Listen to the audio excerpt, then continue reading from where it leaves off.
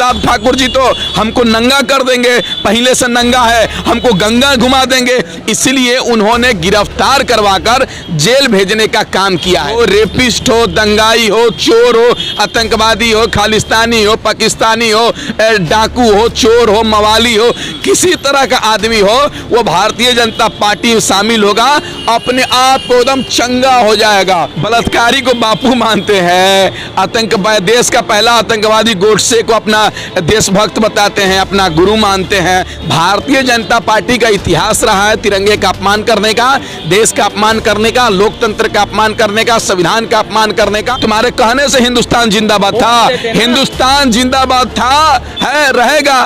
तुम्हारे बाप दादा तो अंग्रेज का तलबे चाटे हैं, तुम हमको ज्ञान दे रहे हो। तो क्या तुम्हारा बाप तो जाता है बिरयानी खाने बिना कहे हुए, नवाज शरीफ की माँ से मिलने जाते हैं, शाल देते हैं, आम बेचते हैं। पाकिस्तानी सब पे भरोसा है, पाकिस्तानी सब मुर्गा बिरयानी बोल के इनको भैंस का बिरयानी खिला दिया मोदी जी को। वो तो जांच का विषय है कि तालिबान तालिबान तालिबान तालिबान, एक नया चुनावी लड़ने का एजेंडा आ चुका है बीजेपी के पास। अभी भी अपराधी तो सत्ता में बैठ के मजा खा रहे हैं, मलाई चम्मच काट रहे हैं। सत्ता में बैठकर विधायक बन गया, कोई सांसद बन गया, कोई एमएलसी बन गया। देखिए, अमिताभ ठाकुर को गिरफ्तारी नहीं हुई है, इस देश की लोकतंत्र पर हमला हुआ है, इस देश के संविधान पे हमला हुआ है। और ये आप पत्रकार महोदय, आप भी सावधान रहिए, आप सच्चाई दिखा रहे हैं तो आप भी जेल जा सकते हैं। और मैं भी संविधान हूं कि सरकार से सवाल कर रहा हूं तो हो सकता है अभी भी जेल में जा सकता हूं। आप बताइए, उस आईएएस अधिकारी की बस यही गलती थी कि उत्तर प्रदेश के मुख्यमंत्री से सवाल करते थे। उनकी गलती यही थी कि आदित्यनाथ योगी के खिलाफ चुनाव लड़ने के लिए उन्होंने ऐलान कर दिया था। और दुर्भाग्य तो तब हो गया, जो पुलिस अधिकारी उनको कुछ दिन पहले सैल्यूट करते थे, वही आतंकवादी की तरह, वही गुंडे की तरह घसीट के ले जाने का काम कर रहे हैं। भाई, आप नोटिस दिखाइए, वारंट दिखाइए, आराम से कोई भी चले जाएगा। आप इस तरह से बिहेव करके पूर्व आईएएस अधिकारी के साथ ले जाते हैं, इससे सिद्ध होता है कि ये सरकार किसी का इज्जत कदर नहीं कर रही है। ये सरकार बस अपने चमचों को और अपने वही लोग को इज्जत कर रही है, वही लोगों को मान सम्मान दे रही है जो लोग देश में हिंदू मुस्लिम की बात करता है, देश तोड़ने की बात करता है और अपने चमचों को स्वागत कर रही है। क्या लगता है अमिताभ ठाकुर के जो कुछ खुलासा करना चाहते थे, क्या इससे योगी आदित्यनाथ को खतरा महसूस हो रहा था क्या? बिल्कुल, अगले साल आगामी विधानसभा का चुनाव है उत्तर प्रदेश के अंदर। योगी सरकार के खिलाफ क्या बोलते हैं, सच्चाई को उजागर करने के लिए अमिताभ ठाकुर ने कमर को कसने का काम किया था और उत्तर प्रदेश के अंदर उत्तर प्रदेश की जनता को बताने का काम किया था। तो योगी जी ने क्या किया, अब तो दिमाग में इनके सोच गया, कह रहे भाई अमिताभ ठाकुर जी तो हमको नंगा कर देंगे, पहले से नंगा है, हमको गंगा घुमा देंगे, इसलिए उन्होंने गिरफ्तार करवाकर जेल भेजने का काम किया है। और मैं कहना चाहता हूं, क्या एक आईएएस अधिकारी किस जुल्म ले जाते हैं आप, इसीलिए कि आप उस पर बलात्कार का आरोप लगा हुआ है। अरे आप पे तो सैकड़ों आपराधिक मामले थे, आप जेल नहीं चले गए, लेकिन एक आईएएस अधिकारी को आप जेल भेजते हैं। उन्हें भी तो सब बेल मिली ना योगी आदित्यनाथ को। नहीं तो बेल, मुख्यमंत्री बनते ही अपने ऊपर से तो केस हटाने का काम किया। तो हो सकता है कि अमिताभ ठाकुर जी भी मुख्यमंत्री बन जाते तो वो भी अपने ऊपर से केस को हटा लेते हैं। मुख्तार अंसारी भी मुख्यमंत्री बन जाते तो भी केस हटा लेंगे। अतीक अहमद मुख्यमंत्री बन जाएंगे तो भी हटा लेंगे। क्या लगता है अगर अमिताभ ठाकुर बीजेपी शामिल कर लेते हैं तो क्या गंगा नहा लेंगे? बिल्कुल, भारतीय जनता पार्टी एक वॉशिंग मशीन है, इधर से सदा बेईमान डालिए, उधर से सदाचारी निकालिए, इधर से बेईमान को डालिए, उधर से ईमानदार निकलेगा। यही तो भारतीय जनता पार्टी है कि अगर बलात्कारी हो, रेपिस्ट हो, दंगाई हो, चोर हो, आतंकवादी हो, खालिस्तानी हो, पाकिस्तानी हो, डाकू हो, चोर हो, मवाली हो, किसी तरह का आदमी हो, वो भारतीय जनता पार्टी में शामिल होगा, अपने आप को एकदम चंगा हो जाएगा। उससे बढ़िया तो इस देश में नागरिक कोई है ही नहीं। एग्जाम्पल तो देख लीजिए आप, सिंगर कौन था, विधायक था, रेपिस्ट था, उसके पक्ष में तिरंगा यात्रा निकल रहा है। भारतीय जनता पार्टी के विधायकों को बचाया जा रहा है। आसिफा को कश्मीर में बलात्कार कर दिया गया, उसके समर्थन में तिरंगा झंडा निकलता है। तो आप क्या समझते हैं, ये लोग तो जिसको अगर आसाराम बापू भारतीय जनता पार्टी में शामिल हो जाएंगे तो वो भी अच्छे हो जाएंगे, जेल से छूट जाएंगे अगर शामिल हो जाएंगे। हाँ बिल्कुल, उनसे बड़ा सदाचारी कोई हो ही नहीं सकता है भाई। नहीं, उससे बड़ा ईमानदार कोई हो ही नहीं सकता है। उनको तो साक्षात भगवान ये लोग बना देंगे भारतीय जनता पार्टी के लोग। पहले से उनको प्रधानमंत्री मोदी भी उनको अपना बापू माने हैं। वही तो कह रहे हैं कि ये लोग तो बलात्कारी को बापू मानते हैं, आतंकवादी, देश का पहला आतंकवादी गोडसे को अपना देशभक्त बताते हैं, अपना गुरु मानते हैं। सावरकर जो माफ़ी मांगने वाला है उसको अपना आदर्श मांगते हैं। जो देश तोड़ने की बात करता था, अंग्रेजों को चापलूसी करता था, चाय पर चर्चा करता था, उसको आप अपने बाप दादा बताते हैं। तो ये लोग का भारतीय जनता पार्टी का इतिहास रहा है। पहले से अपने देखिएगा आरएसएस कार्यालय में झंडा नहीं फहराया जाता है, बल्कि भगवा झंडा फहराया जा रहा है। कल्याण सिंह जी पर देखें आप, वो मर गए जब, तो उनके ऊपर तिरंगे के ऊपर भारतीय जनता पार्टी अपना झंडा फहरा दी। और भारतीय जनता पार्टी पे अपनी जिंदगी पूरी गुजारे, जिस दिन भारतीय झंडा लगाया गया। मैंने भारतीय जनता पार्टी का झंडा बड़ा है या तिरंगा झंडा बड़ा है, बता दीजिए ना पत्रकार महोदय, आप भी तो पत्रकारिता किए हैं। अरे भाई, तो उसके ऊपर आप भारतीय जनता पार्टी का झंडा लगाएंगे कि नीचे लगाएंगे? इस तरह से देश के साथ मजाक नहीं करना चाहिए था। अपमान हुआ है। बिल्कुल, भारतीय जनता पार्टी का इतिहास रहा है तिरंगे का अपमान करने का, देश का अपमान करने का, लोकतंत्र का अपमान करने का, संविधान का अपमान करने का।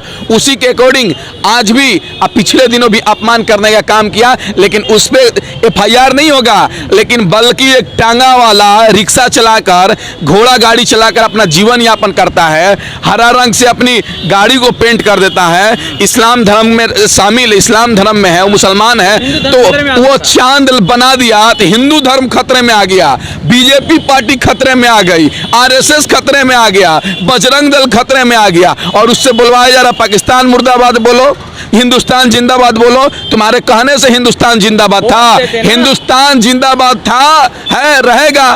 तुम्हारे बाप दादा तो अंग्रेज का तलबे चाटे हैं, तुम हमको ज्ञान दे रहे हो। पाकिस्तान मुर्दाबाद था, है, रहेगा। तो क्या तुम्हारा बाप तो जाता है बिरयानी खाने बिना कहे हुए, नवाज शरीफ की माँ से मिलने जाते हैं, साल देते हैं, आम भेजते हैं, हो सकता है ये चिकन बिरयानी खाते होंगे, हो सकता है नहीं, भैंस का बिरयानी खिला दिया है भाई मोदी जी को पाकिस्तानी सब पे भरोसा है। पाकिस्तानी सब मुर्गा बिरयानी बोल के इनको भैंस का बिरयानी खिला दिया मोदी जी को। वो तो जांच का विषय है कि बिना सेक्रेटरी बिना लिए, बिना कुछ लिए चले जाते हैं। वो तो मैत्रिक संबंध को बढ़ाने के लिए कह रहे हैं। हाँ, तो मैत्रिक संबंध को बढ़ाइए, अच्छी बात है, तो अपने चमचों को भी तो रोकिए कि पाकिस्तान पाकिस्तान पाकिस्तान। अब सुनिए ना, पाकिस्तान चुनाव में, अगले विधानसभा चुनाव आ रहा है, पाकिस्तान का रोजी रोटी बंद हो गया भाजपाइयों का। अब तालिबान तालिबान तालिबान तालिबान, एक नया चुनावी लड़ने का एजेंडा आ चुका है बीजेपी के पास। फिर उत्तर प्रदेश के जो चुनाव होने वाले हैं, जो 5 राज्यों के चुनाव होने वाले हैं, क्या तालिबान एक बड़ा मुद्दा बनेगा? बिल्कुल, भारतीय जनता पार्टी बिना मुद्दा को मुद्दा बनाई हुई है कि तालिबान चढ़ाई कर दिया, मोदी जी को वोट दे दो, बीजेपी को वोट दे दो, नहीं तो हिंदुस्तान पे भी तालिबान आ जाएंगे, चढ़ाई कर देंगे। अरे भाई, मजाक बनाए हुए हैं। हिंदुस्तान किसी का बाप का है क्या? हिंदुस्तान में किसी की इतनी ताकत है क्या? अंग्रेज को भगा दिए तो ये तालिबान हमारा देश पे चढ़ाई कर सकता, किसी का औकात नहीं है, बल्कि इन दंगाइयों को भी भगा देंगे। अंदर तमाम ऐसे संगठन हैं, हिंदूवादी संगठन, जिसको आप खुद कहते रहो कि ये खुद तालिबानी सोच के विचारधारा के लोग हैं। जब किसी बेटी का रेप मंदिर में कर देते हैं, जब किसी रिक्शा चालक को पीट पीट कर उससे जय श्री राम के नारे लगवा कर उसकी लिंचिंग करते हैं, क्या ये लोग भी तालिबानी विचारधारा के लोग हैं? बिल्कुल। जब जिस दिन देश के प्रधानमंत्री मोदी जी ने शपथ लिया, उसी दिन से इस देश में तालिबानों का एंट्री हो गया। तालिबान लोग, आपने देखा होगा, पहलू खान के मारा गाय के नाम पर, तबरेज को मारा चोरी के आरोप पर जय श्री राम का नारा लगवाकर, उसकी अभी बेवा बीबी भरी जवानी में कूट कूट के रो रही है, कोई सरकार पूछने वाला नहीं है। झारखंड के अंदर पहलू खान को मार दिया, जुनेद को मार दिया, शौकत को मार दिया, तबरेज अंसारी को मार दिया, गाय के नाम पर, भैंस के नाम पर। उत्तर प्रदेश के अंदर इस शौकत को भी डर लगता है क्या? कानपुर के अंदर भी एक बैटरी रिक्शा वाला को हमला किया गया। मध्य प्रदेश के इंदौर में एक चूड़ी बेचने वाला को मार दिया गया। दासना में एक बच्चा पानी पीने जा रहा था, उसको मंदिर से भगा दिया गया। ये लोग आज भी भारत में तालिबान बढ़ गए हैं। तालिबान के शक्ल में हिंदू के नाम पर, अपने हिंदुत्व के नाम पर इस दूसरे को, दूसरे धर्म के लोगों को मार रहे हैं। इससे बड़ा तालिबान कोई नहीं हो सकता। रास्ता है अगर इस देश के अंदर तालिबानी सोच के लोग, तमाम संगठन है, तो उस पर रोक लगाने का रास्ता क्या है? देखिए, सरकार सही से काम करना शुरू कर दे, प्रशासन सही से काम करना शुरू कर दे। गलत करने वाले को बीच में हिंदू मुस्लिम बैकवर्ड फॉरवर्ड देखने का काम ना करें, दलित आदिवासी देखने का काम ना करें। बलात्कारी कोई भी जाति का हो उसको कड़ी से कड़ी सजा मिलनी चाहिए। आतंकवादी किसी भी समाज का हो कड़ी से कड़ी सजा मिलनी चाहिए। दंगाई किसी भी जात का समाज का हो कड़ी से कड़ी सजा मिलनी चाहिए। पूर्व जज ने एक खुलासा किया है कि उत्तर प्रदेश के अंदर 109 से ज्यादा लोगों को फेक इनकाउंटर का किया गया है। बिल्कुल, जिस तरीके से 2017 के बाद योगी जी मुख्यमंत्री बने हैं तब से उत्तर प्रदेश के अंदर फेक इनकाउंटर चल ही रहा है। अभी भी अपराधी तो सत्ता में बैठ के मजा खा रहे हैं, मलाई चम्मच काट रहे हैं। सत्ता में बैठकर विधायक बन गया, कोई सांसद बन गया, कोई एमएलसी बन गया, कोई राज्यसभा सांसद बन गया, कोई जिला परिषद चेयरमैन बन गया, कोई प्रमुखी बन गया, ब्लॉक प्रमुख बन गया।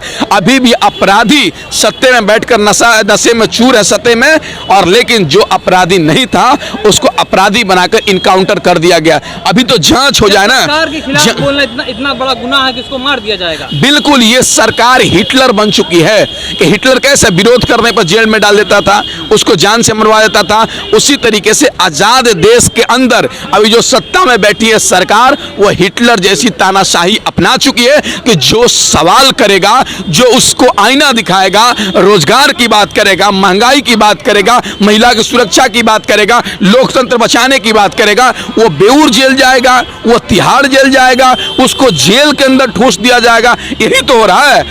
अब बताइए ना महोदय, जो लोग दंगा किया उसको आप गिरफ्तार नहीं करते हैं, जो चोरी किया उसको गिरफ्तार नहीं करते हैं, लेकिन जो देश का अमन पसंद लोग है, जो सरकार को आईना दिखा रहा है। कानून व्यवस्था पर विश्वास नहीं रहा क्या? नहीं, विश्वास तो अपने देश के लोकतंत्र, संविधान, न्यायपालिका पे अटूट विश्वास है हमको, लेकिन जो सत्ता में बैठी हुई लोग हैं इसको पुलिस प्रशासन को, कोर्ट को, कचहरी को, कानून पर दबाव डालकर गलत तरीके से इस्तेमाल किया जा रहा है। जहां भी चुनाव होता है वहां सीबीआई पहुंच जाता है, विपक्षी पार्टियों के घर एनआईए पहुंच जाता है, विपक्षी पार्टियों के घर उसको सीबीआई के माध्यम से डराया जाता है कि तुमको जेल में डाल देंगे। लगातार आप भी आवाज सरकार के खिलाफ मुखर करते रहते हो, क्या आपको डर नहीं लगता है? देखिए, ये सरकार हमसे बड़े बड़े लोगों को जेल में अंदर डाल चुकी है, लेकिन क्या मैं जेल के अंदर जाने के डर से क्या मैं सच्चाई बोलना छोड़ दूं?